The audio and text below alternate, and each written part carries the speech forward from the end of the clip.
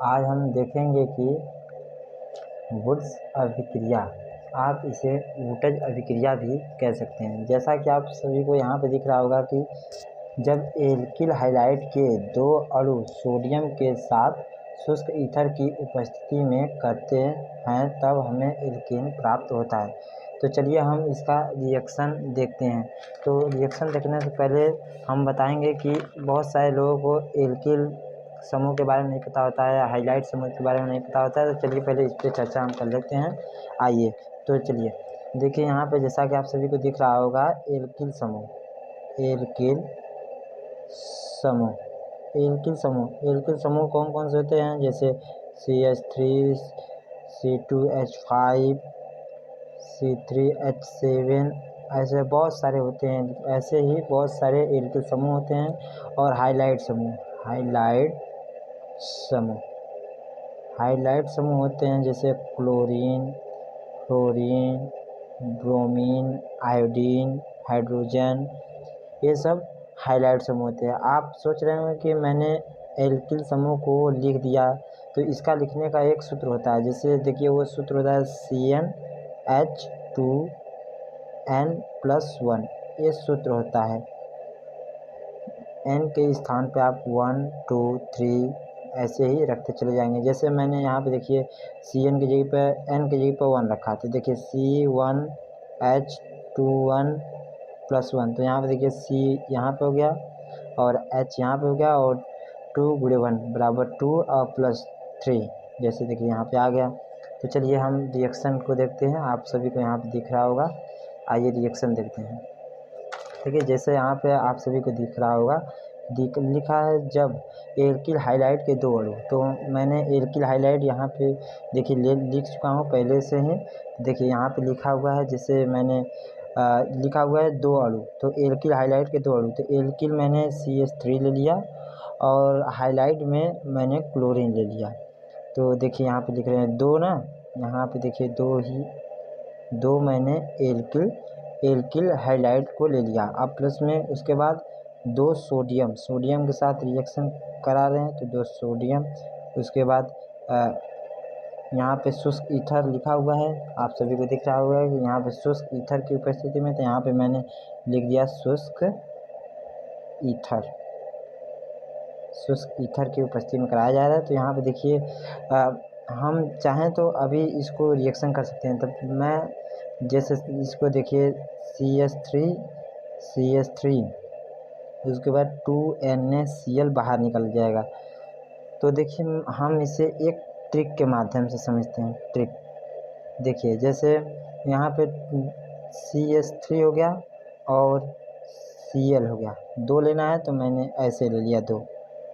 उसके बाद plus 2Na, तो जो ये Na है ये दोनों Cl को लेकर बाहर निकल जाएगा। आप ऐसे समझ सकते हैं। यदि आपको ऐसे नहीं समझ में आता है तो आप ऐसे समझ सकते हैं। यहाँ पे लिख सकते हैं ड्राई ईथर, वही शुष्क ईथर। देखिए यहाँ पे क्या होगा, जब यह सोडियम दोनों क्लोरीन को लेकर बाहर निकल जाएगा तो जो एल्केन बचा हुआ है, ये दोनों CH3 आपस में ही रिएक्शन कर लेंगे, आपस में जुड़ जाएंगे। ये हमको एल्केन प्राप्त हो गया। एल्केन यहाँ पे जो है 2NaCl बाहर निकल जाए। तो अब हम देखेंगे वुड्स फिटिंग अभिक्रिया, आप इसे वुटज फिटिंग अभिक्रिया भी कह सकते हैं। तो देखिए जैसा कि यहाँ पे लिखा हुआ है, जब हेलोएरिन की क्रिया सोडियम धातु की उपस्थिति में एल्किल हाइलाइट के ईथरीय विलयन के साथ कराने पर एरीन का निर्माण होता है, इसे ही वुटज फिटिंग अभिक्रिया कहते हैं। तो चलिए अब हम इसके रिएक्शन को देखते हैं। तो जैसा कि यहाँ पे लिखा है हेलोएरिन, तो सबसे पहले हम हेलोएरिन को यहाँ पे लेते हैं। देखिए जैसा कि यहाँ पे आप सभी को दिख रहा होगा,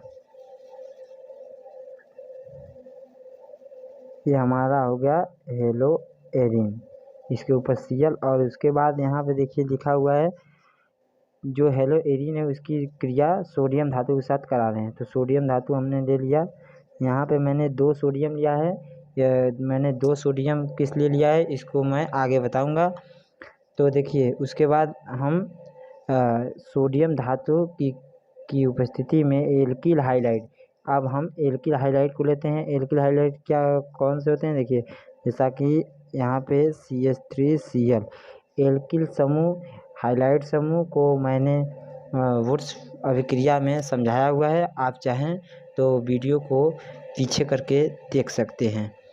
तो देखिए यहाँ पे मैंने हेलोएरिन ले लिया और यहाँ पे सोडियम भी ले लिया, सोडियम धातु की उपस्थिति में एल्किल हाइलाइड को भी ले लिया, और यहाँ पे शुष्क विलयन मतलब ईथरीय विलयन या फिर शुष्क विलयन को मैंने यहाँ पे जैसे ले लिया, शुष्क ईथर वुड्स अभिक्रिया हो या फिर वुड्स फिटिंग अभिक्रिया हो या फिर फिटिंग अभिक्रिया हो, इसका रिएक्शन शुष्क ईथर की उपस्थिति में ही होता है, आप इस बात का ध्यान रखें। तो चलिए इसके आगे को देखते हैं क्या होता है रिएक्शन। मैंने यहाँ पे 2 सोडियम इसलिए लिया है क्योंकि यहाँ पे जो Cl आपको दिख रहा है, 1 Cl और 2 Cl जो कि क्लोरीन, दोनों क्लोरीन सोडियम के साथ जुड़ जाएंगे और ये जो बेंजीन के ऊपर CH3 आकर लग जाएगा। देखिए यहाँ पे मैं पहले बेंजीन को बना लेता हूँ, ये हो गया हमारा बेंजीन के ऊपर हम CH3 को लगा देंगे। हेलोएरिन, ये हमारा एरिन का निर्माण हो गया।